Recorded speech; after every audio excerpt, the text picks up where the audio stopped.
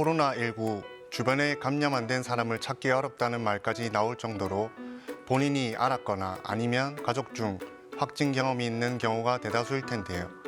코로나19의 치명률이 일반 감기나 독감 정도라고 하지만 가볍게 여겨선 안 됩니다. 바로 코로나 후유증, 롱 코비드 때문인데요. 격리 후에도 증상이 좀처럼 나아지지 않고 이게 코로나 때문인지 다른 이유 때문인지 답답해하는 분들 많으시죠? 오늘 이비인후과적 코로나 후유증에 대해서 알아보겠습니다. 안녕하세요. 이비인후과 전문의 의학박사 권영근 원장입니다.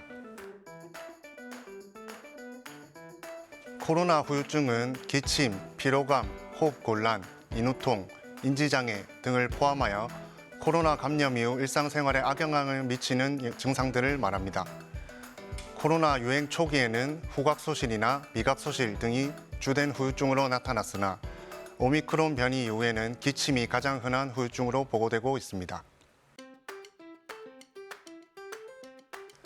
3월 초부터 4월 초까지 한 달 동안 코로나 감염자 숫자가 폭발적으로 늘어나면서 많은 사람들이 격리 기간을 가졌으며 최근에는 격리 이후에 롱 코비드 환자가 늘어나는 추세입니다.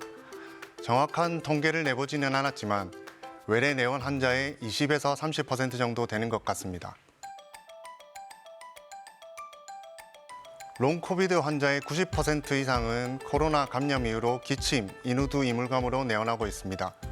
해외에서 보고된 연구에 따르면 코로나 감염 환자의 60에서 70%에서 마른 기침이 있었으며 감염된 지 한 달이 지날 때까지 기침이 남아있는 경우가 20%가량 되었습니다. 영국의 연구에 따르면 피로감이 가장 흔한 증상이며 기침이 두 번째로 흔한 증상이었다고 보고하였지만 국내의 경우에는 피로감보다는 기침을 호소하는 환자가 더 많은 경향이 있는 것 같습니다. 일반적인 감기에 걸렸을 때 발생하는 기침과는 달리 롱 코비드로 인한 기침의 경우 가만히 있어도 목이 간질간질하면서 기침이 나거나 말만 하려고 해도 계속 기침이 난다고 하시는 환자분들이 많았습니다.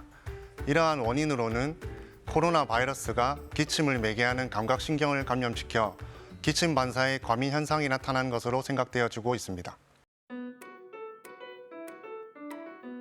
오미크론 변이 이후에 신속 항원 검사에서 양성으로 나오지만 증상이 거의 없는 환자들도 다수 관찰되었습니다.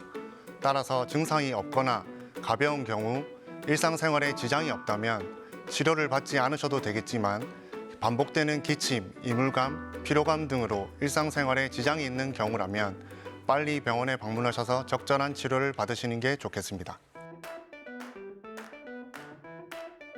심한 기침을 호소하는 경우 폐렴 등이 동반되었을 가능성이 있기 때문에 흉부 엑스레이를 촬영해서 폐 실질에 염증이 없는지 먼저 감별하게 됩니다.